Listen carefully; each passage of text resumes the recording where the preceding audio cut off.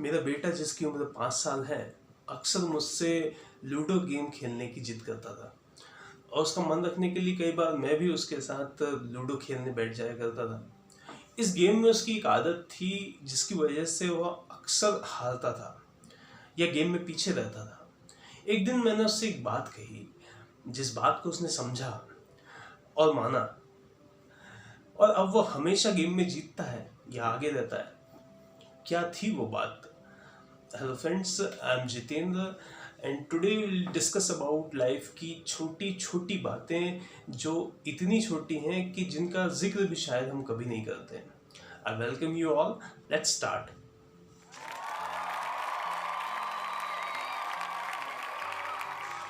हाँ, तो लूडो। इस गेम में मेरे बेटे की ये आदत थी कि वो दूसरों की गोटी खाने का कोई चांस मिस नहीं करता था।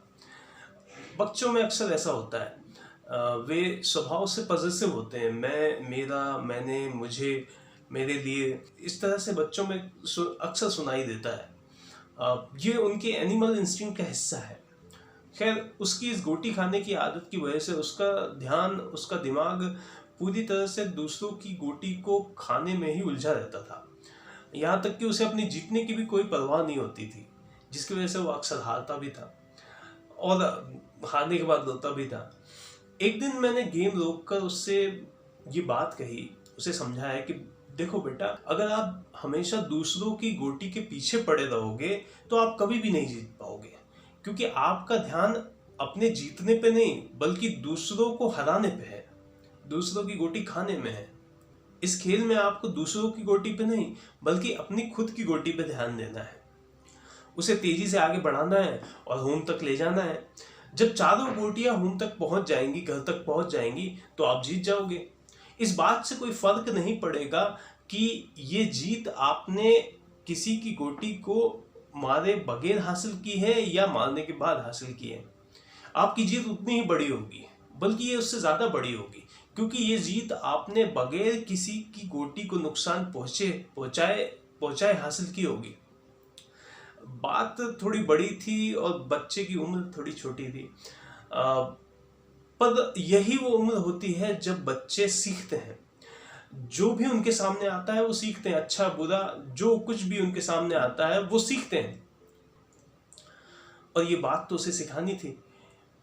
खैर, एक दो बार और हारने के बाद मैंने उससे कहा, बेटा आप ऐसा करके देखो, हो सकता है आप जीत जाओ। बहुत अनमने मन से उसने ओके ठीक है कहा और वह खेलने के लिए राजी हो गया बगैर किसी की गोटी को मारे या खाए। उसने गेम खेलना शुरू किया, गेम शुरू हुआ और इस बार वो जीत गया।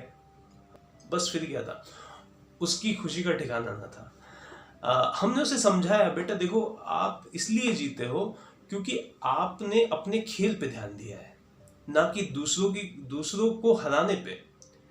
और यहाँ ये बात उसने समझ ली, बस यहाँ से बात उसके अंदर बैठ गई। उसने दो बातें समझी। पहली बात, अपनी गोटी को तेजी से आगे बढ़ाना है, अपने खेल पे ध्यान देना है और दूसरों की गोटियों को नुकसान नहीं पहुंचाना है। बस फिर क्या था, अब तो वो हर बाजी जीतता है या खेल में आगे रहता है। बात छोटी सी इंसिडेंट या छोटी सी इंसिडेंट से शुरू हुई, पर इसके पीछे जो फिलॉसफी है वो बहुत गहरी है।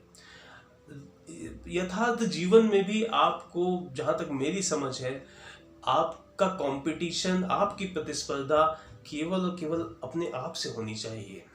आपको अपनी क्वालिटीज को डेवलप करना होता है, अपने गुणों को निखारना होता है, जिसके लिए अपने गुरु भी आप हैं, अपने कॉम्पिटिटर भी आप हैं, अपने ओपोनेंट भी आप खुद ही हैं।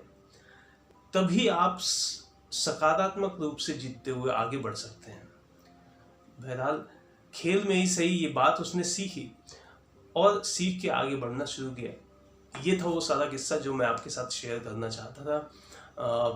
एक बात और, यदि आपके साथ कभी कोई ऐसा इंसिडेंट हुआ है जहां आपने किसी को इंस्पायर किया हो या किसी से इंस्पिरेशन ली हो, तो आप प्लीज़ मुझे कम्युनिकेट कीजिए।